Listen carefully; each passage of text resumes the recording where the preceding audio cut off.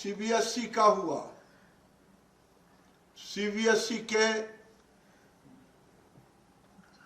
कांड में जो दोषी थे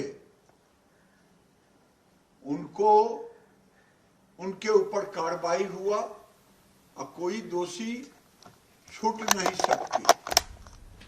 नीति और नियत बिल्कुल देश के भविष्य के साथ खिलवाड़ करने वालों के प्रति सख्त रुख, लेकिन देश के अंदर एक मंसूबा पाल रहे जितने टुकड़े टुकड़े गैंग के हैं, खान मार्केट गैंग, कि भारत के अंदर हम गृह युद्ध करावे, नौजवानों को टूल बनाए, बच्चों को टूल बनाए, ये दुर्भाग्यपूर्ण है। वो उनका ये कहना है इमरजेंसी लगने वाली है, 1 साल में पीएम मोदी प्रधानमंत्री नहीं रहेंगे। राहुल गांधी का ये बड़ा बयान है। राहुल गांधी अपना भविष्य तो देख नहीं रहे हैं, दूसरे का भविष्यवाणी कर रहे हैं। अपना भविष्यवाणी राहुल गांधी कांग्रेस के खात्मा का, जैसे ये मुगलिया सल्तनत के अंतिम बादशाह कौन थे? बहादुर जफर शाह। कांग्रेस मुगलिया सल्तनत यानी माओवादी मुस्लिम कांग्रेस अंतिम सल्तनत राहुल गांधी होंगे खात्मा के। 1 साल बाद प्रधानमंत्री नहीं रहेंगे नरेंद्र मोदी। मैं तो कह रहा हूं कि वो अपनी भविष्यवाणी तो कर दे, मैं उनका भविष्यवाणी कर रहा हूं कि राहुल गांधी जैसे मुगलिया सल्तनत का अंतिम बादशाह था बहादुर जफर शाह, उसी तरह कांग्रेस पार्टी का खात्मा ये माओवादी मुस्लिम कांग्रेस बना करके राहुल गांधी अंतिम बादशाह मुगलिया सल्तनत के होंगे कांग्रेस रूपी। सर, कुल मिलाकर कॉकरोच पार्टी को, जनता पार्टी को किस नजरिए से आप देखते हैं? उत्पत्ति कैसे है और इनके द्वारा जो बातें उठाई गई हैं वह कैसी हैं? ये देखिए, ये टुकड़े टुकड़े गैंग का नया मॉडल है। देश की जनता ऐसे टुकड़े टुकड़े गैंग, अब देखिए उनका फोटो खालिद अंसारी, उनके लोगों का फोटो खालिद अंसारी के साथ होता है। उस लड़के का फोटो किसके द्वारा किया गया है? आम आदमी पार्टी के नेताओं के साथ है।